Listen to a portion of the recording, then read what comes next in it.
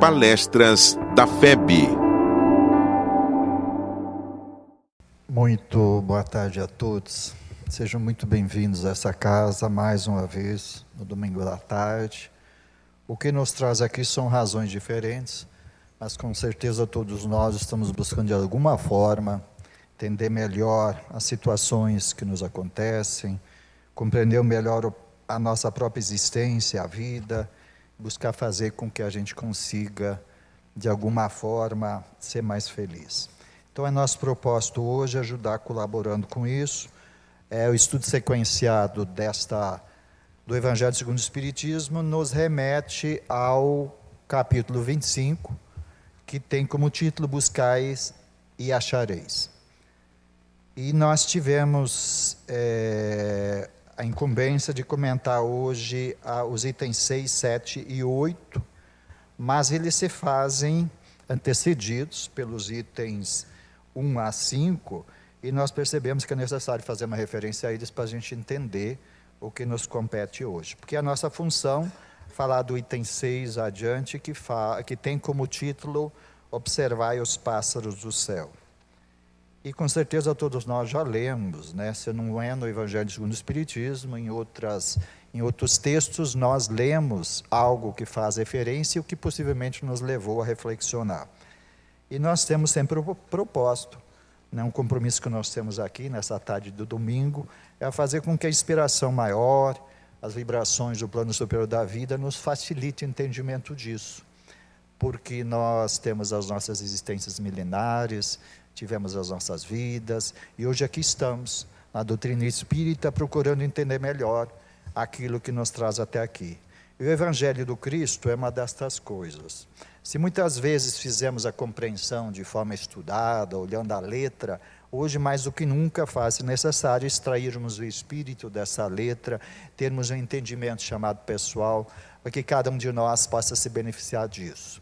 O importante é que nós aproveitemos todas as situações e consigamos conjugá-las com a luz do Evangelho. Como foi lido na mensagem pelo Romenil, nós temos a certeza de que se Deus, Pai Todo-Poderoso, nos ofereceu alguém perfeito entre nós, como Jesus, as referências a Ele são sempre muito interessantes para nós entendermos esse processo. Seu Evangelho, por exemplo, mais do que nunca vivido, foi interpretado, foi acrescentado, se transformou em várias religiões e está no meio de nós. O que nós precisamos fazer mais do que nunca hoje, cada um de nós buscar em si essas reminiscências do Cristo, torná-lo mais vivo, diminuir a distância que nós criamos dele.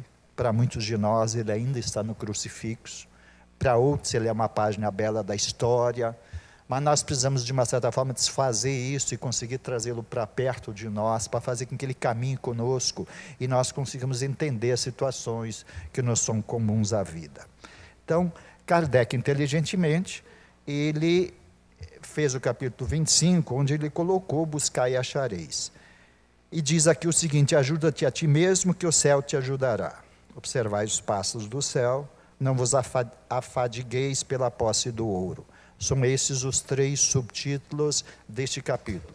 Nós vamos ficar com a questão de observar os pássaros, mas como nós dissemos, é preciso que a gente consiga entender, porque Kardec inteligentemente vai colocando os textos do Evangelho, vai fazendo com que a gente leia eles, não necessariamente com um evangelista só, geralmente ele faz citações de 2, 3 ou 4 evangelistas de um mesmo tema, nos faz refletir sobre o que isso quer nos dizer e faz os seus comentários na sequência para nos ajudar a entender. Então, nesse ajuda-te a ti mesmo que o céu te ajudará, nós temos aqui essas referências que Kardec vai fazendo, tentando nos fazer entender, primeiro no sentido de que tipo de ajuda e como que essa ajuda vai se proceder. Como diz aqui, Deus, porém, deu a todos nós o desejo incessante de melhor, do melhor. E esse desejo que nos impele, ele é natural. E nós vamos acabar comentando algumas coisas, como por exemplo a posse do ouro, né? As situações do necessário, do supérfluo, e nós vamos perceber que nós temos que raciocinar e refletir sobre isso.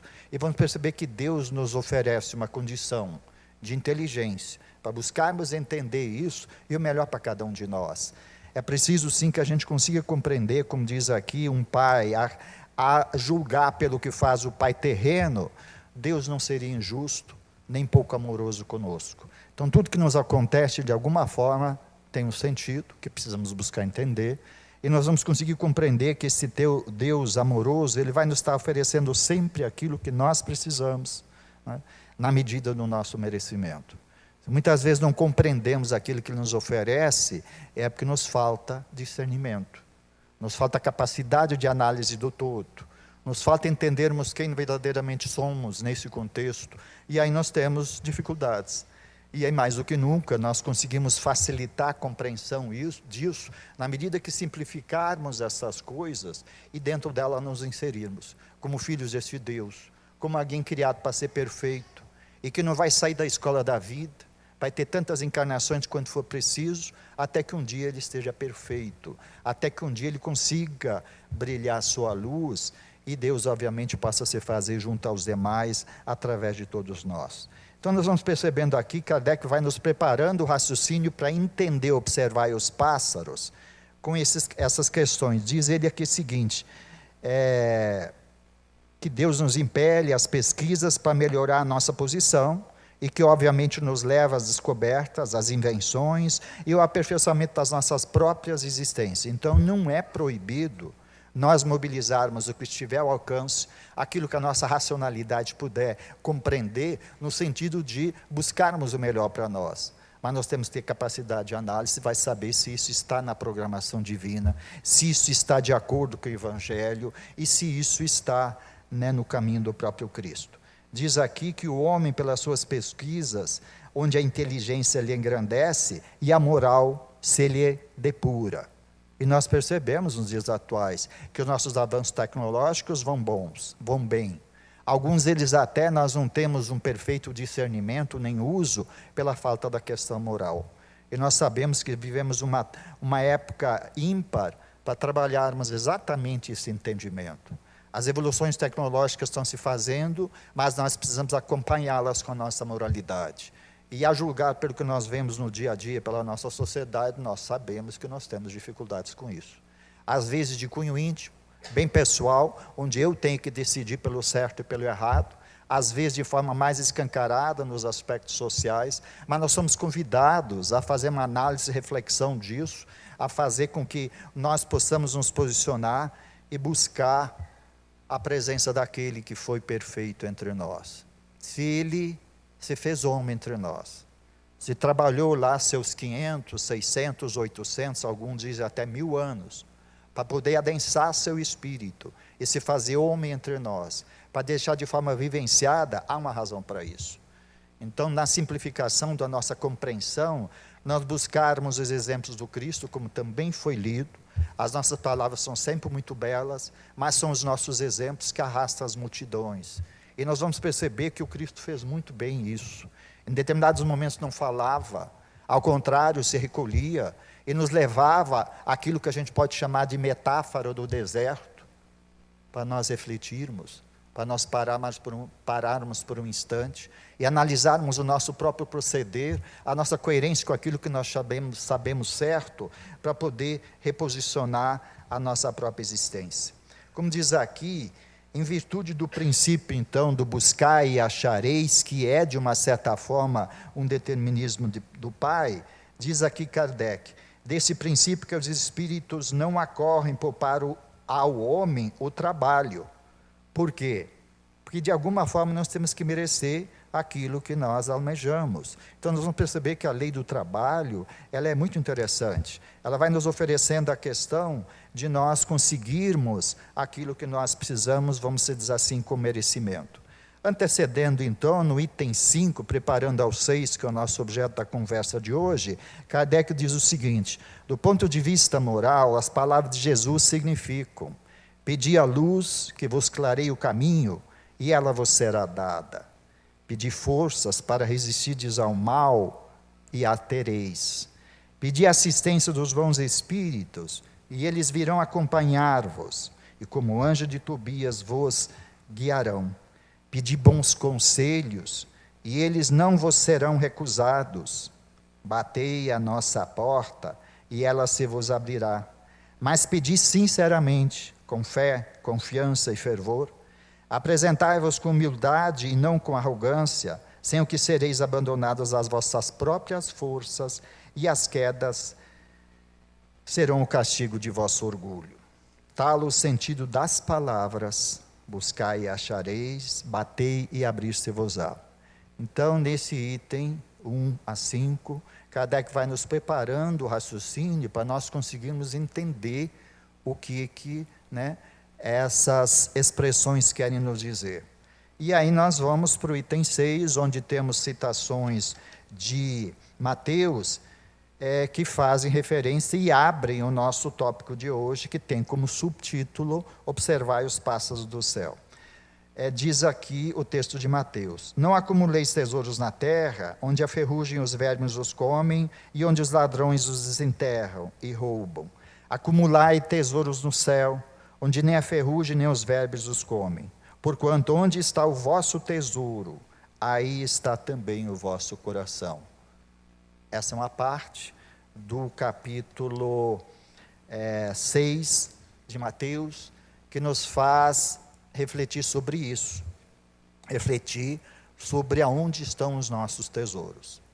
É claro que por várias tendências nossas, pela necessidade da própria sobrevivência, como nos lembra seguidamente o Espírito Joana de Anjos, ele diz que é natural, no estágio espiritual que nós vivemos, nós temos preocupações materiais, nós queremos a nossa casa, o nosso carro, essas situações, de alguma forma nos trazem conforto e nos permitem viver com dignidade. Mas como ela diz, o que nós precisamos recordar a vocês, é que na medida que isso não acontece, é preciso que se reflexione, é preciso que a gente busque entender essas situações, porque Deus não é injusto.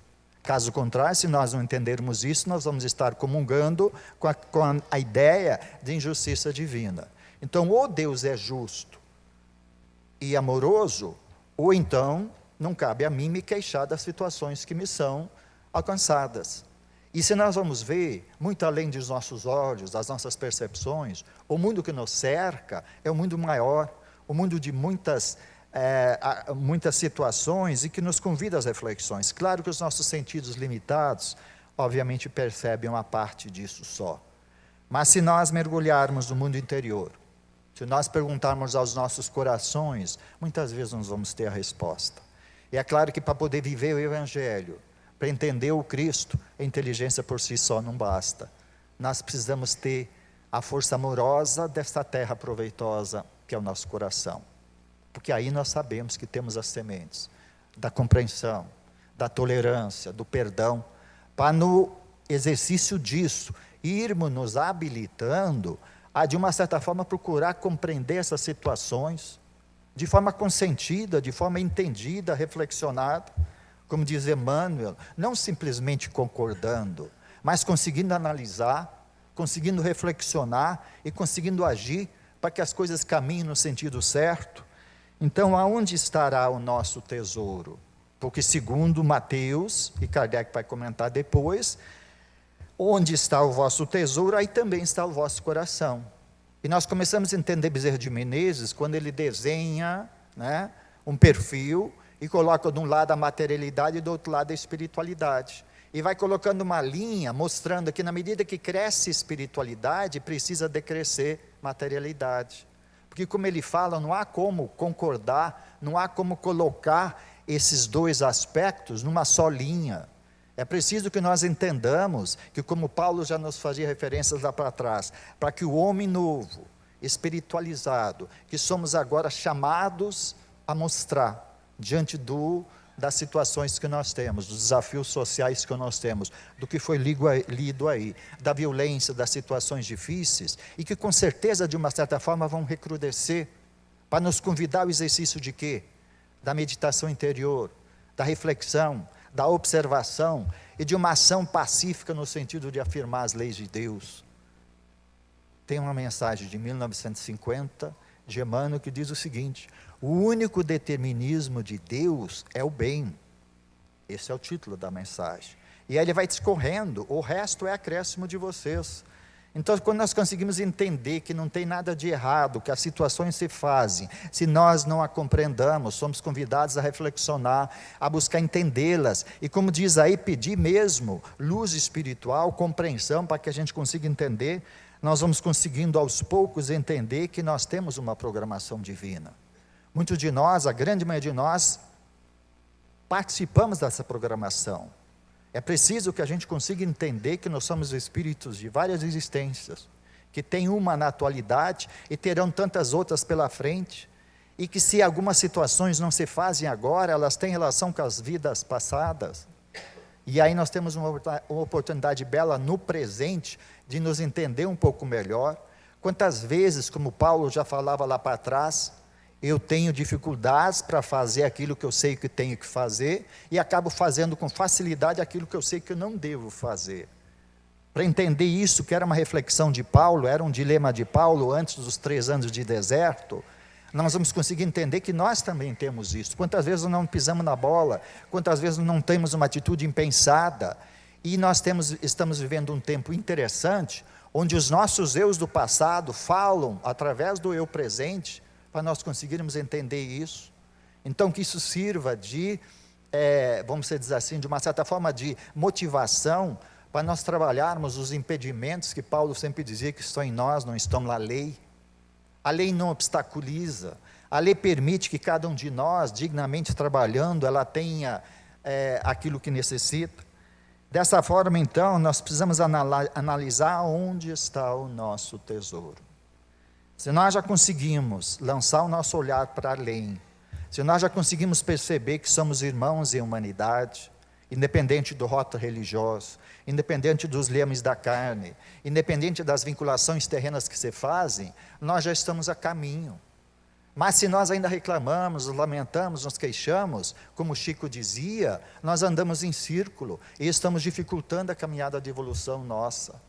Nesse sentido, então, Mateus vai nos ajudando aqui a entender um pouco mais isso, onde ele diz o seguinte: eis porque vos digo, não vos inquieteis por saber onde achareis o que comer, para sustento da vossa vida, e nem de onde tirareis vestes para cobrir o vosso corpo.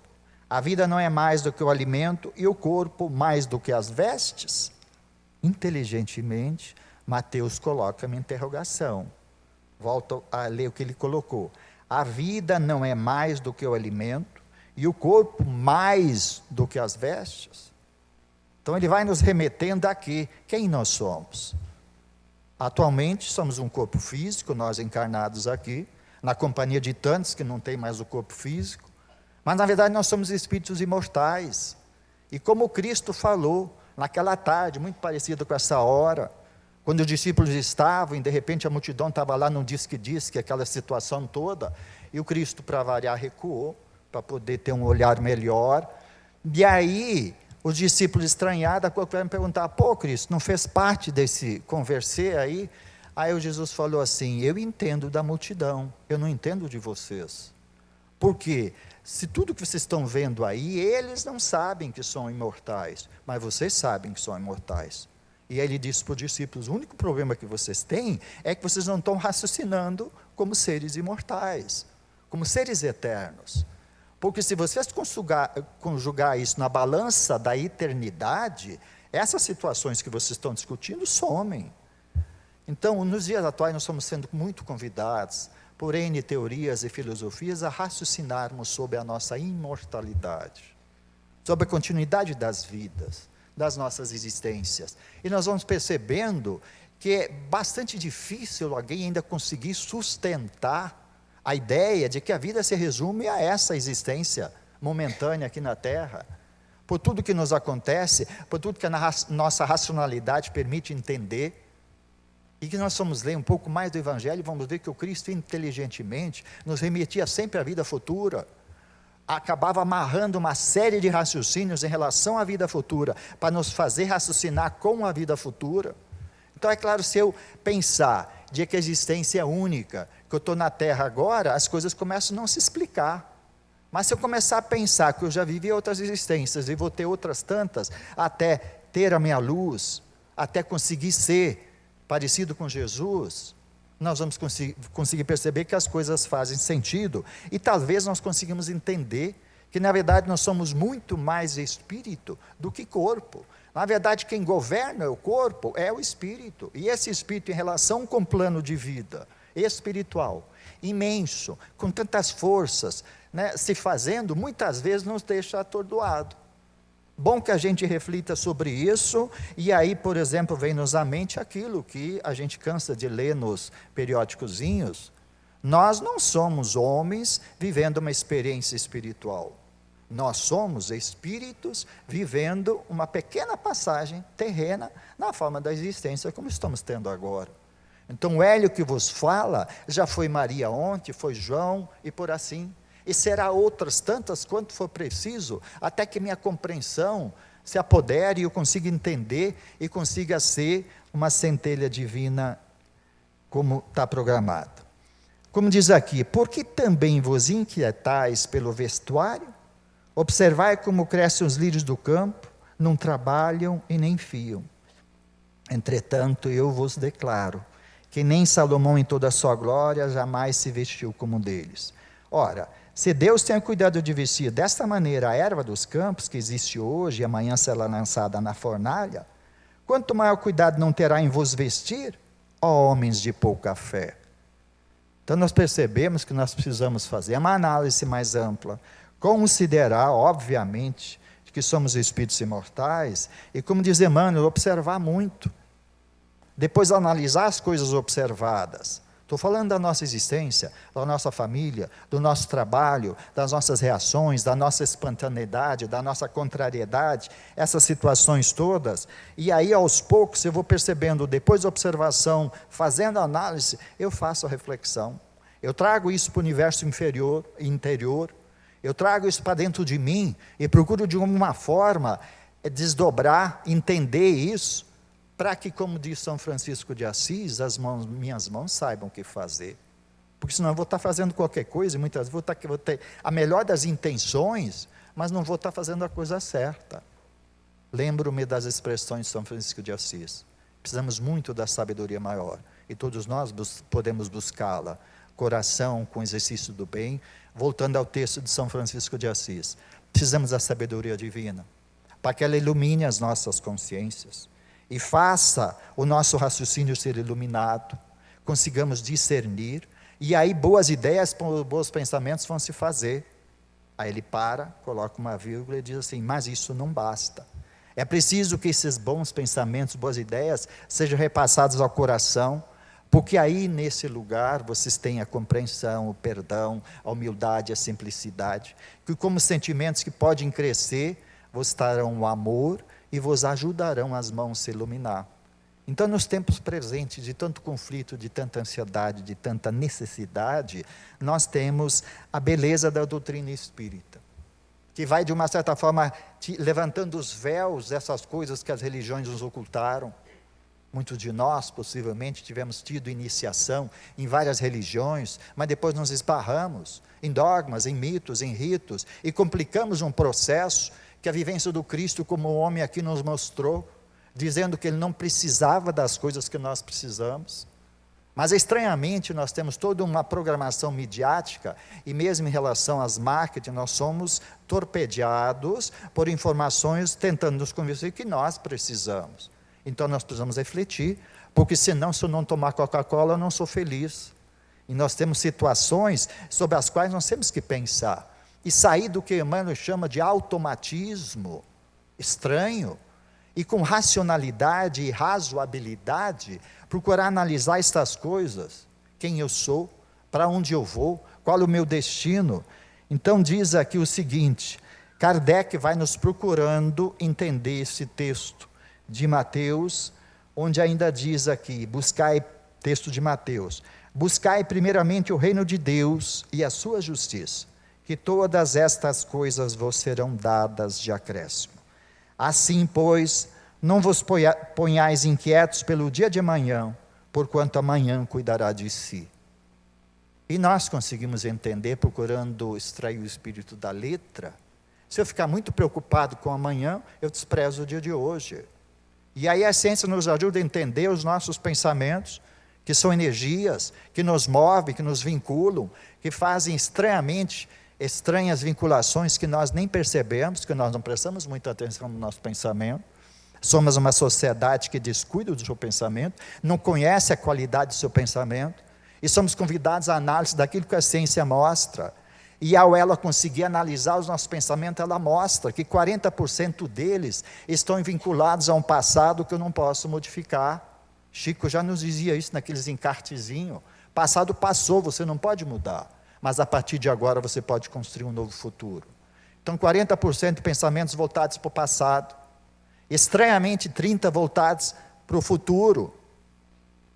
E aí nós estamos no passado e no futuro ao mesmo tempo, esquecendo do presente. Então, quando a gente vai fazer uma análise disso que a ciência nos mostra, da qualidade do nosso pensar, nós conseguimos entender como agimos, o que fizemos. Então, sobra-nos 30% de pensamento, dos quais, infelizmente, 22% são egoísticos, são voltados para os nossos eus. E a essência, infelizmente, vai mostrando que a humanidade, no dia de hoje, só tem 8% de pensamentos chamados altruístas, daqueles que a gente sabe que tem que fazer, do cuidado ao próximo, do amar ao próximo, de fazer alguma coisa pelo outro. E o que nós temos? Nós temos uma estranha relação conosco mesmo, como se nós não quiséssemos muito saber disso, e somos convidados nos tempos presentes a buscar conversar conosco mesmo. E aí vem-nos sempre na mente as lembranças de Estevão. Estevão diz que todos nós temos no nosso meio que estamos, familiar, social, trabalho, os espelhos. Se esses espelhos estiverem limpos, eles vão nos mostrar refletidamente quem somos. Mas o que acontece? Os espelhos são geralmente embaciados. Os espelhos não nos mostram como nós somos. E Estevão nos lembra que o evangelho vivido, e que o Chico dizia, que não era consentido com as coisas erradas, que era o reforço no bem, que era ter a atitude de trabalhar pelo bem, de corrigir, de retificar, de amparar, de erguer, e que essas atitudes vão nos limpando os espelhos daqueles que convivem conosco. Às vezes eu sou espelho dos outros. Se eu tiver voltado com essas preocupações de alguém, verdadeiramente preocupado com o bem, quem sabe eu não consiga ser um espelho mais desembaçado, para que o outro se enxergue como ele verdadeiramente é.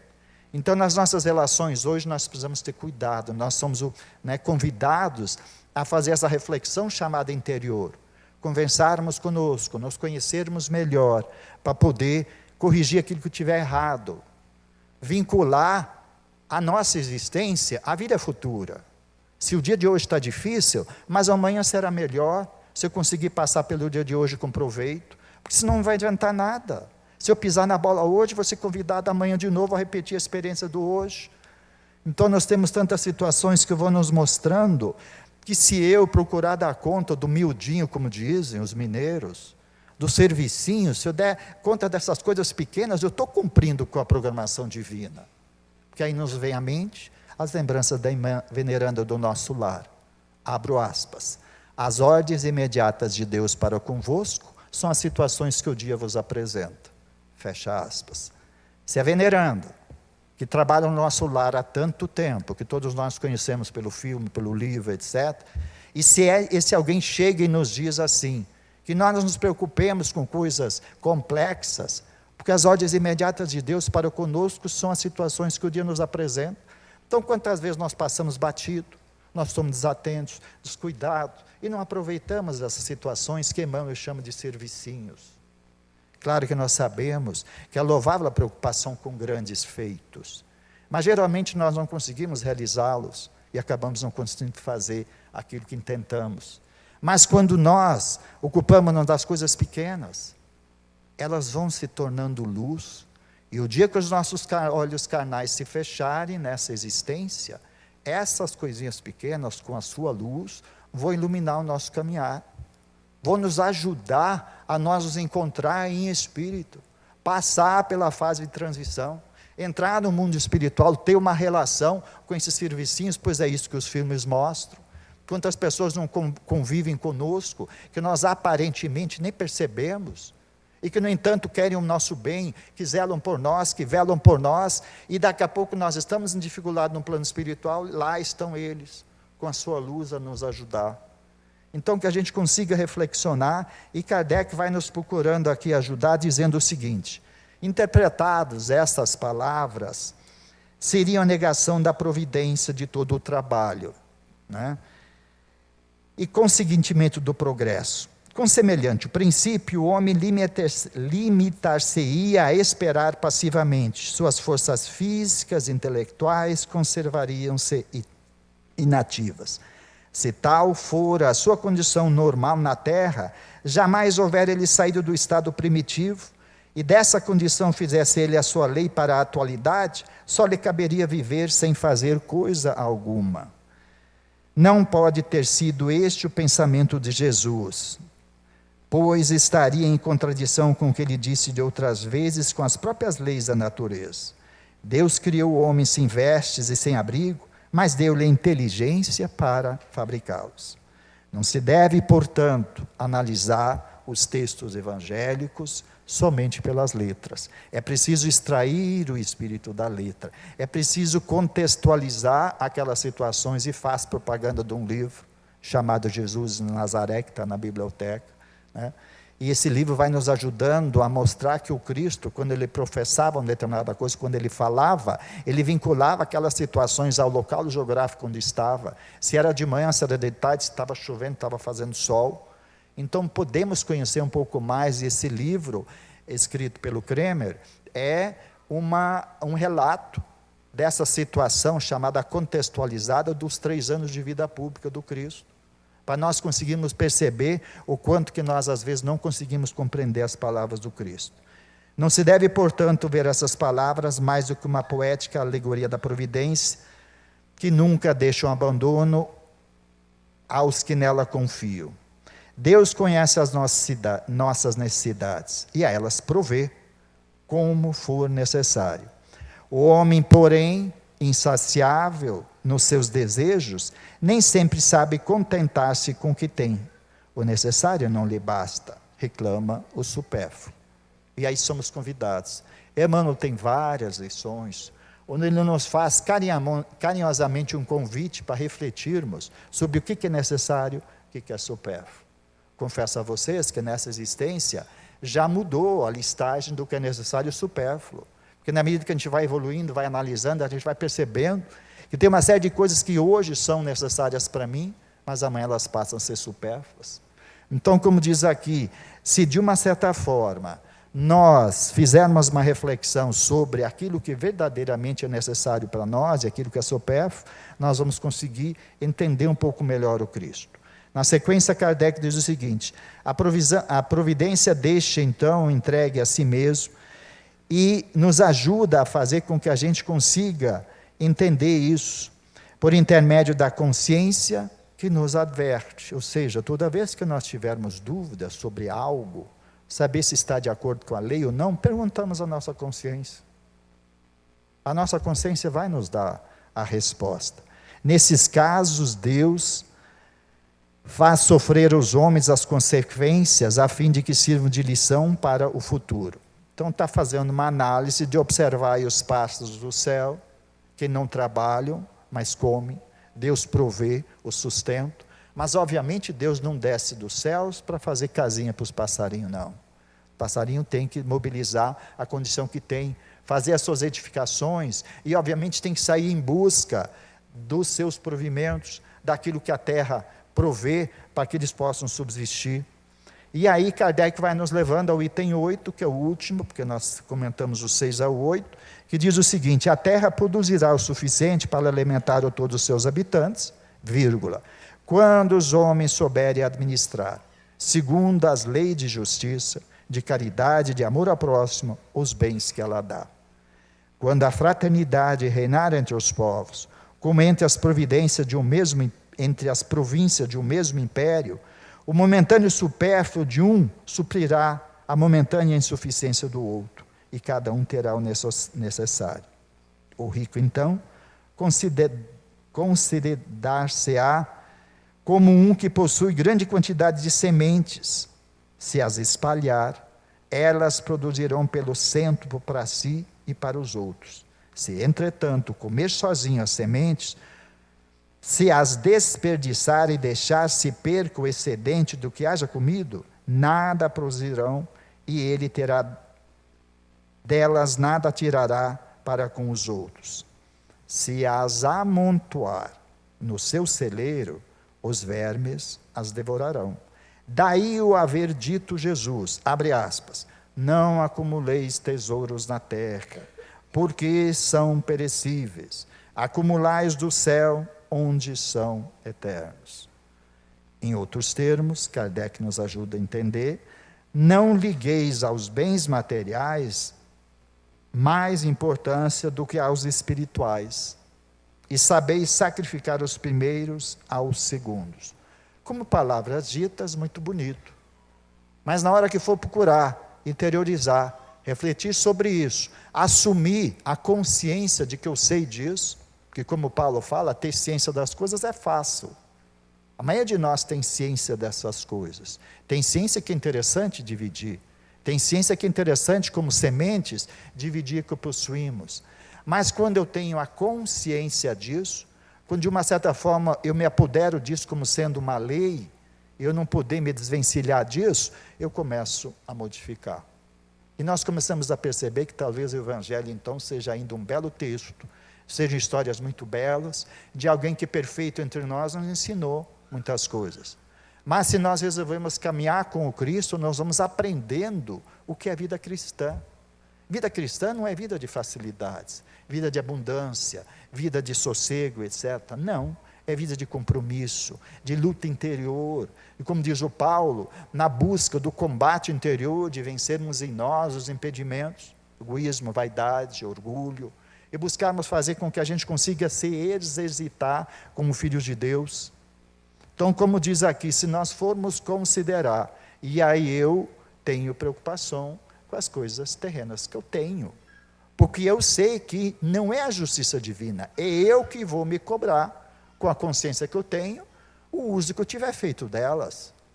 Então nós começamos a perceber que na verdade a riqueza é muito mais problema do que solução.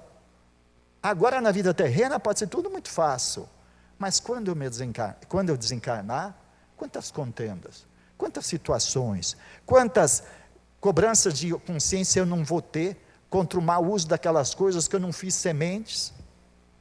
Então reflitamos, o Cristo em vários momentos, ele usou a semente como parábola, como exemplo, para nos fazer refletir sobre isso. Será que nós confiamos de que tudo que nós temos é do Pai? De quando nós sairmos aqui, a nossa malinha vai ter o quê? Aquilo que eu tiver feito. Eu não vou poder levar os meus bens, não vou poder levar essas situações. Então cabe a cada um de nós pensar o que já tem na malinha. A minha tadinha, ainda está bastante fraquinha. Mas nós precisamos pensar sobre isso. Para dizer, pensar para quê? Porque nós vamos desencarnar, é inevitável, todos nós vamos deixar essa existência terrena e vamos adentrar no mundo espiritual que tem outros valores. Tudo aquilo que de uma certa forma me deixou aqui, enceguecido, enraivecido, né? Me deixou assim tão embotado muitas vezes de raciocínio, a princípio, possivelmente não valha nada no plano espiritual. Agora a minha tolerância, a minha compreensão, a minha capacidade de amar, mesmo no limite de minha compreensão, porque ninguém é obrigado a amar aquilo que ele não consiga entender, mas pelo menos a predisposição, a disposição de amar, de conseguir entender, de conseguir compreender, de conseguir conjugar aquilo que a espiritualidade nos oferece, aquilo que Deus, nosso Pai, nos oferece. Se nós conseguirmos elucidar isso, encaminhar isso com os nossos raciocínios, os nossos corações vão ficar melhores. E aí, como Paulo dizia, eles já começam a ser uma espécie de tabernáculos, onde o Cristo pode se fazer e nos ajudar. Então nós criamos uma estranha distância para com o Cristo. E possivelmente esteja acontecendo coisas piores do que no caminho de Emaús, onde o Cristo, acompanhado pelos discípulos, não foi reconhecido. Só ao final do dia, que os discípulos reconheceram aquele que foi mestre entre eles, que viveu entre eles. Reflitamos sobre isso. Quantas situações nós não temos, aparentemente até criticadas por nós, mas como é que será que o Cristo se faz apresentado a nós? Sabe que se faz na forma de porta larga, de facilidades?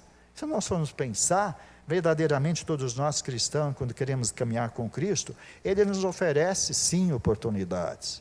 Mas como Ele mesmo diz, quantas vezes me apresentei a vós, nu, com fome, com sede, e não me deste de comer, não me deste de vestir. Então, se nós começarmos a refletir as situações que o dia nos oferece, nós temos inúmeras oportunidades de nós diminuirmos a distância com Cristo. Oferecermos uma operacionalidade para este Cristo. Tirarmos Ele lá, sei lá de onde nós colocamos, para perto de nós.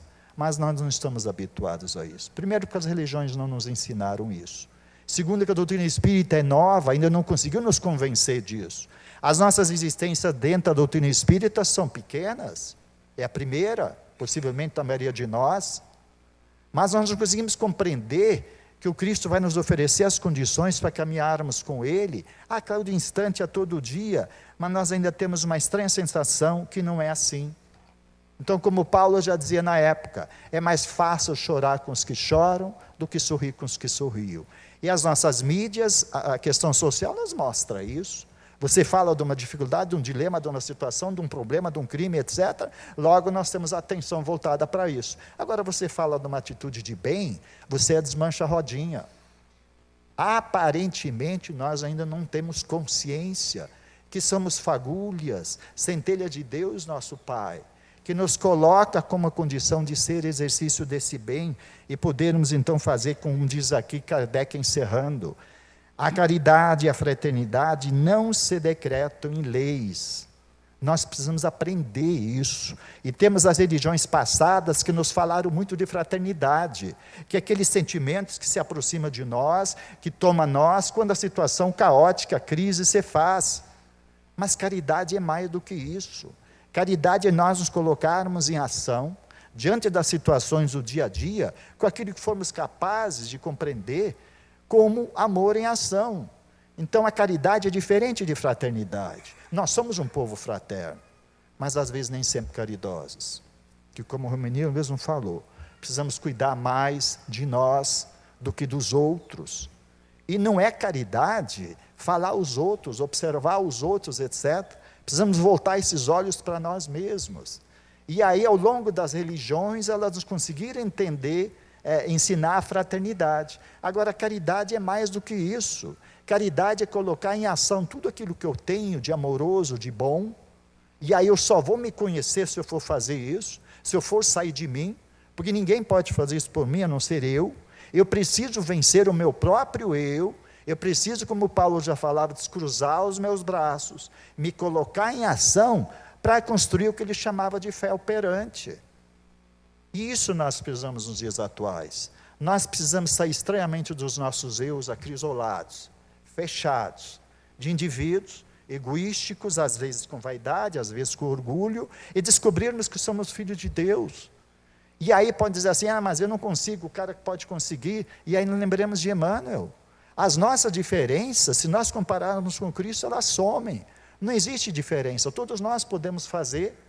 E isso, mais de uma vez, no entendimento de Bezerra de Menezes, é a autossuficiência nossa, que nós começamos a limitar várias coisas, até como instinto de sobrevivência ainda, e não conseguimos perceber que somos filhos de Deus. Como diz aqui, a caridade e a fraternidade não se decretam em leis.